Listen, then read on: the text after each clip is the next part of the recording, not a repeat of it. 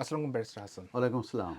সাম্প্রতিক সময়ে ইউকে থেকে ইউরোপে অবৈধ পথে যাওয়ার সময় প্রায় ২৩ জনের উপর লরিতে বাংলাদেশি আটক করা হয়েছে এবং ৪ জনকে চার্জ দেওয়া হয়েছে। এই সম্পর্কে আপনার কাছে কি আপডেট আছে? এই সংক্রান্ত ব্যাপারে যে আপডেটটি আছে সেটা হচ্ছে যে ৫ জন অ্যারেস্টেড হয়েছে। এটা বাই দ্য এনসিএ, এবং এটি একটি লরিতে করে যারা আ অনেকগুলো মানুষকে স্মাগলিং করে তারা ইউকের বাইরে নিয়ে যাচ্ছিল, এবং এই বিষয়টি ইনভেস্টিগেশন শুরু হয়েছে।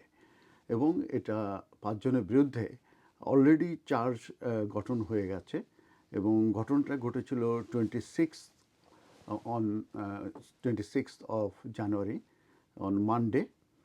এবং এটা যে সার্ভিলেন্স যে অপারেশন আছে সেটারই একটি অ্যাক্টিভিটিস। এবং তারা দেখতে পায় যে এই যে ট্যাক্সিতে করে একটা ট্যাক্সি, নাম্বার অফ ট্যাক্সি, বেশ কয়েকটা ট্যাক্সি মূলত যাচ্ছিল লন্ডন থেকে। এবং তারা কেন্টের একটা জায়গায় তাদেরকে স্টপ করে, এবং সেখানে তারা সেই ট্যাক্সিগুলোর ভিতরে অনেকগুলো ইন্ডিভিজুয়ালকে তারা পায়। এবং সেখানে ২৩ জন যারা ওই বাংলাদেশি ওই লরিতে ছিল, এবং তাদেরকে অ্যারেস্ট করা হয়। এবং এটার উদ্দেশ্য ছিল যে ফেরিতে তারা যে ডোভার ফেরি আছে সেই ডোভার ফেরিতে করে তারা মূলত ওই যে ট্যাক্সিতে করে তারা ফ্রান্সের দিকে তাদেরকে পার করার উদ্দেশ্য ছিল।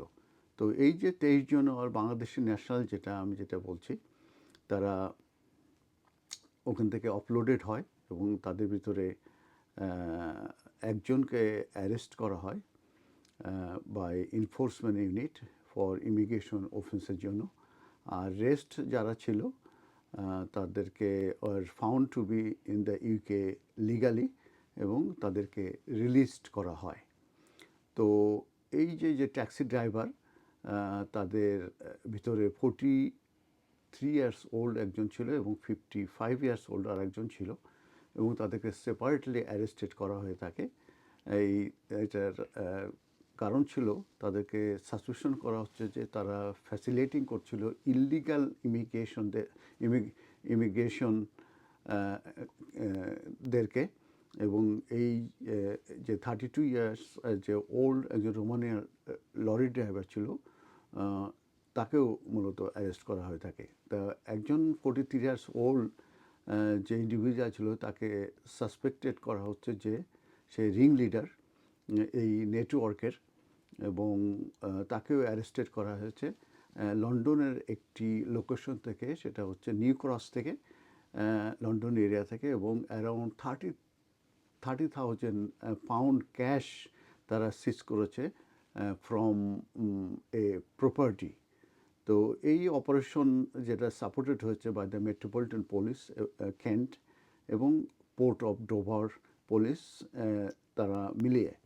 তো এই ক্রিমিনাল গ্রুপ তাদেরকে অ্যাকিউজড করা হচ্ছে যে তারা ইনভলভ আছে নাম্বার অফ অ্যাটেম্পটস, যে তারা এইভাবে পাকিস্তানি এবং বাংলাদেশি ন্যাশনাল যারা আছে তাদেরকে আউট অফ দ্য ইউকেতে তারা লরিতে করে কিংবা ট্যাক্সিতে করে তারা এই ফ্রান্সে তাদের এন্ট্রি ফ্যাসিলিটেট করতে চাচ্ছিল। তো তাদেরই এই ৫ জনের বিরুদ্ধে সাবসিকুয়েন্টলি তাদের চার্জ হয়েছে, এবং এই চার্জ হয়েছে কনস্পাইরিং করার জন্য টু ফ্যাসিলিটেট ইললিগাল ইমিগ্রেশন। এবং এই তাদেরকে ম্যাজিস্ট্রেট কোর্টে, কেন্ট ম্যাজিস্ট্রেট কোর্টে তাদেরকে হাজির করা হয়েছে, এবং সাউথ ইস্ট লন্ডন ম্যাজিস্ট্রেট কোর্টে, এবং তাদের বিরুদ্ধে চার্জ করে এবং তারা ট্রায়ালে যাচ্ছে।